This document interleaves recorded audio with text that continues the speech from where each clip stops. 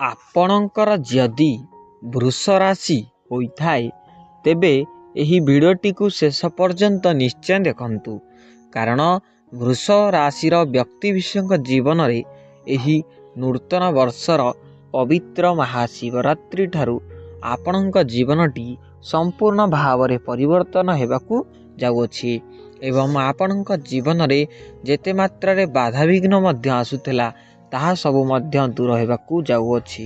ତେଣୁ ଆପଣ ଯଦି ବୃଷ ରାଶିର ବ୍ୟକ୍ତିବିଶେଷ ହୋଇଥାନ୍ତି ଏବଂ ଈଶ୍ୱରଙ୍କୁ ସଚ୍ଚା ହୃଦୟରେ ବିଶ୍ୱାସ କରୁଥାନ୍ତି ତେବେ ଭିଡ଼ିଓଟିକୁ ଲାଇକ୍ କରିବା ସହ ଚ୍ୟାନେଲଟିକୁ ସବସ୍କ୍ରାଇବ୍ ନିଶ୍ଚିତ ଭାବେ କରିବେ। ତା ସହିତ କମେଣ୍ଟରେ ଜୟ ମହାଦେବ ଜୟ ଶନିଦେବ ନିଶ୍ଚୟ ଲେଖିବେ। ତେବେ ଦେଖନ୍ତୁ, ପ୍ରଥମତଃ ବୃଷ ରାଶିର ଅଧିପତି ହେଉଛନ୍ତି ଶୁକ୍ର ମହାଗ୍ରହ, ଯାହାଙ୍କୁ ଆପଣଙ୍କ ପାଇଁ ବହୁତ ମାତ୍ରାରେ ଫଳପ୍ରଦ କରାଇବେ। ଦେଖନ୍ତୁ, ଶୁକ୍ର ମହାଗ୍ରହ ହେଉଛନ୍ତି ସେନାପତି। ନବଗ୍ରହଙ୍କ ମଧ୍ୟରେ ତାଙ୍କୁ ସେନାପତି ମଧ୍ୟ କୁହାଯାଏ ଏବଂ ଶ୍ରେଷ୍ଠ ମହାଗ୍ରହ ମଧ୍ୟ କୁହାଯାଏ। ତେଣୁ ବୃଷ ରାଶିର ବ୍ୟକ୍ତିବିଶେଷଙ୍କ ଜୀବନରେ ଯେତେ ମାତ୍ରାରେ ବାଧାବିଘ୍ନ ଆସୁଥିଲା ତାହା ସବୁ ଦୂର ହୋଇଯିବ। ଖାସ୍ କରି ଦେଖନ୍ତୁ, ଆପଣଙ୍କର ଚାକିରି କ୍ଷେତ୍ରରେ ସମ୍ପୂର୍ଣ୍ଣ ଭାବରେ ଉନ୍ନତି ଆସିବ। ଆପଣଙ୍କୁ କିଛି ନା କିଛି ନୂଆ ଅପରଚ୍ୟୁନିଟି ମିଳିବ। ଆପଣଙ୍କୁ କିଛି ଅଜଣା ବ୍ୟକ୍ତିଙ୍କର ମଧ୍ୟ ସାହାଯ୍ୟ ମିଳିପାରେ। ଆପଣ କିଛି ନୂତନ ବିଜନେସ୍ ମଧ୍ୟ ଆରମ୍ଭ କରିପାରନ୍ତି, ଯାହା ମଧ୍ୟ ସଫଳତା ରହିବ। କିଛି ନୂତନ ବିଜନେସ୍ ଆରମ୍ଭ କରିପାରନ୍ତି, କିଛି ନୂତନ ଜିନିଷ କିମ୍ବା ନୂତନ ଯାନବାହନ, ନୂତନ ଇଲେକ୍ଟ୍ରୋନିକ୍ସ ଜିନିଷ କିଛି ଆଣିପାରନ୍ତି। ଦେଖନ୍ତୁ, ଭଗବାନ ମହାଦେବଙ୍କର ଆପଣଙ୍କ ଉପରେ ବିଶେଷ ଆଶୀର୍ବାଦ ରହୁଛି ଏବଂ ଆପଣଙ୍କ ଉପରେ ଭଗବାନ ମହାଦେବଙ୍କର କୃପା ମଧ୍ୟ ରହୁଛି। ଆପଣ ବୃଷ ରାଶିର ଯଦି ବ୍ୟକ୍ତିବିଶେଷ ହୋଇଥାନ୍ତି ତେବେ କମେଣ୍ଟରେ ନିଶ୍ଚିତ ଭାବେ ଜୟ ମହାଦେବ ଲେଖନ୍ତୁ ଏବଂ ମନେ ରଖିଥାନ୍ତୁ, ପ୍ରତ୍ୟେକ ଟିକେ ସୋମବାର ଦିନ ଯେକୌଣସି ଟିକେ ସୋମବାର ଦିନ ଆପଣ ମହାଦେବ ମନ୍ଦିରକୁ ଯାତ୍ରା କରନ୍ତୁ। ଯେକୌଣସି ମହାଦେବ ମନ୍ଦିରକୁ ଯାତ୍ରା କରି ଜଳସାଇ କରନ୍ତୁ।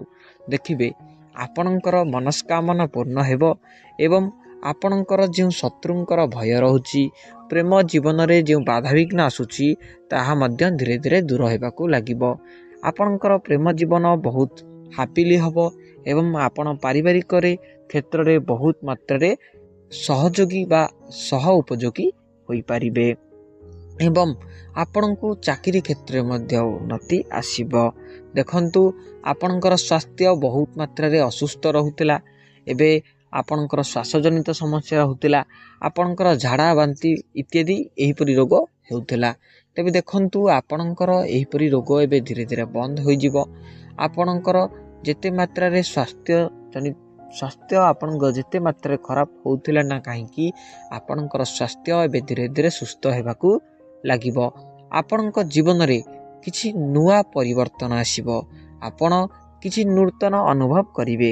ଏହି ପବିତ୍ର ମହାଶିବରାତ୍ରି ଠାରୁ ଆପଣ କିଛି ନୂତନ ଅନୁଭବ ମଧ୍ୟ କରିବେ। କିଛି ଆପଣ ନୂଆ କରିଲା ପରି ଆପଣଙ୍କୁ ମନେ ହେବ।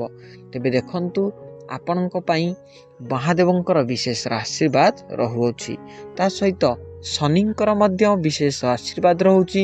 ଶନି ମଧ୍ୟ ଆପଣଙ୍କର ନବମ ଘରେ ରହୁଛନ୍ତି, ଯାହା ଆପଣଙ୍କୁ ବହୁତ ମାତ୍ରାରେ ଫଳପ୍ରାପ୍ତ କରାଇବେ ଏବଂ ଆପଣ ଆପଣଙ୍କ କାର୍ଯ୍ୟରେ ବହୁତ ମାତ୍ରାରେ ଲୀନ ରହୁଛନ୍ତି।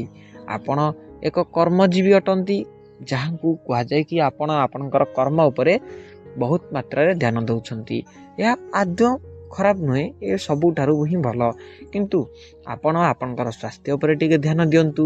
କିଛି ସମୟ ମହାଦେବଙ୍କ ପାଖରେ ଆପଣ ଆରାମ କରନ୍ତୁ କିମ୍ବା ମହାଦେବଙ୍କ ପାଖରେ କଟାନ୍ତୁ, କିଛି ଭଗବାନଙ୍କ ପାଖରେ କଟାନ୍ତୁ, କିଛି ହନୁମାନ ଚାଳିଶା ପଢ଼ନ୍ତୁ, ଭାଗବତ ଗୀତା ପଢ଼ନ୍ତୁ, ନହେଲେ ଆପଣ ହରେକୃଷ୍ଣ ମହାମନ୍ତ୍ର ମଧ୍ୟ ଜପ କରିପାରିବେ। ହରେକୃଷ୍ଣ ମହାମନ୍ତ୍ର ମଧ୍ୟ ଜପ କରନ୍ତୁ।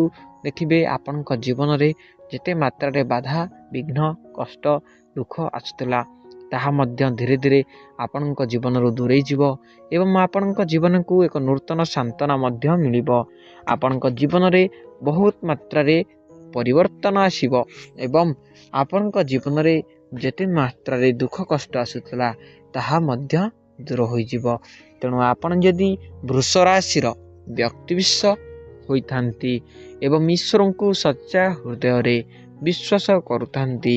ତେବେ ଭିଡ଼ିଓଟିକୁ ଲାଇକ୍ କରିବା ସହ ଚ୍ୟାନେଲଟିକୁ ସବସ୍କ୍ରାଇବ୍ ନିଶ୍ଚିତ ଭାବେ କରିବେ। ତେବେ ରହୁଛି, ଧନ୍ୟବାଦ। ଜୟ ଜଗନ୍ନାଥ।